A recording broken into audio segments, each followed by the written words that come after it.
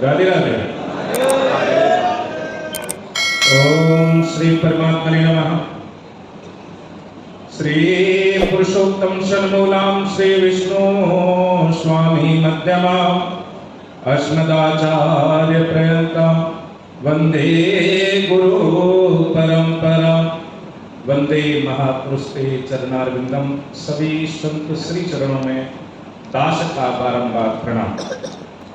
मैं अन्य औपचारिकताओं को ना निभाते हुए सीधा मतलब की बात पर ही आता। हमारे महाराज श्री बता रहे थे अभी कि हिंदू धर्म पर अनेकानेक अत्याचार हो रहे हैं। लोग कहकर भूल जाते हैं, अरे हमारे तो भाग्य में लिखा है।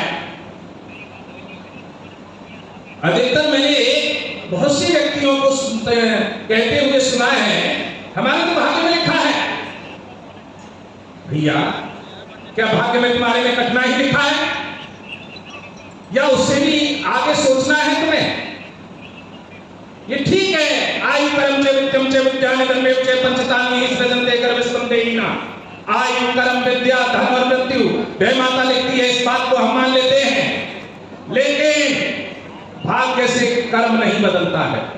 ध्यान रखना, कर्म से भाग्य बदलता है।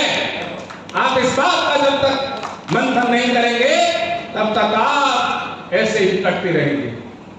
आप सोचते हैं कि भाग्य से कर्म बदल जाएगा, लेकिन कदापि भाग्य से कर्म नहीं बदलता। कर्म करने से भाग्य बदलता है।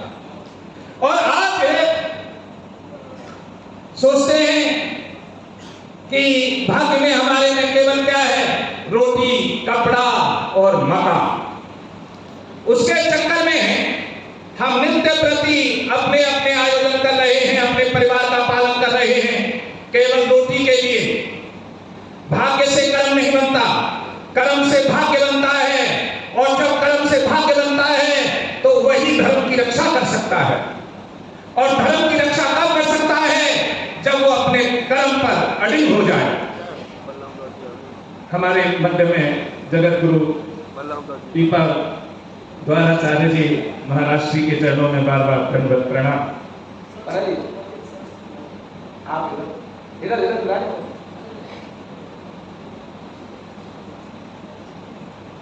लेकिन ध्यान रखें, कर्मों से भाग्य बदला जा सकता है, पहला। दूसरा, रोटी, कपड़ा और मकान के चक्कर में हम धर्म की चिंता छोड़ बैठे हैं। आज आपने देखा होगा, कहीं पर वोटिंग हो रही हो तो हम अपना स्वार्थ देखते हैं। कहीं पर किसी राज्य में चुनाव हो रहा हो, हम अपना स्वार्थ देखते हैं। और अपने स्वार्थ के चक्कर में रोटी, कपड़ा और मकान केवल यही हमारा केंद्र बिंदु बन गया है। लेकिन ध्यान रखें, जहां जहां धर्म का परिहास हुआ है, वहां पर रोटी तुम्हारी थाली से छीन ली गई है। जहां जहां धर्म का परिहास हुआ है, वहां पर कपड़े तुम्हारे अंगों से उतार दिए गए हैं। आपने अपनी बंगाल की घटना को देखा होगा। और जहां जहां जिन मकानों के लिए आप इतना आयोजन कर रहे हैं, नए नए पत्थर ला रहे हैं, विदेशों से ला रहे हैं, जहां तुम्हारा धर्म जीवित नहीं रहेगा तो तुम्हारे इन्हीं मकानों से तुम्हें निकाल कर खदेड़ दिया जाएगा। क्या तुम्हारे पाकिस्तान में आश्रम नहीं थे? क्या लाहौर में आश्रम नहीं थे? क्या बंगाल में आश्रम नहीं थे? या वहां मंदिर नहीं थे? लेकिन जैसे ही धर्मों का मूल्यांकन समाप्त हुआ तो वो रोटी, कपड़ा और मकान की सोच रखने वाले इधर से उधर भागते नजर आए और आ रहे हैं। आज यदि आप स्वार्थ के वशभूत रहे आए और अभी भी अपना मूल्यांकन नहीं कर पाए, आपको अपना मूल्यांकन स्वयं करना पड़ेगा। और जब तक कोई भी संत, कोई भी गृहस्थ, कोई भी विरक्त अपना मूल्यांकन नहीं करता, तब तक वो कटता ही रहता है।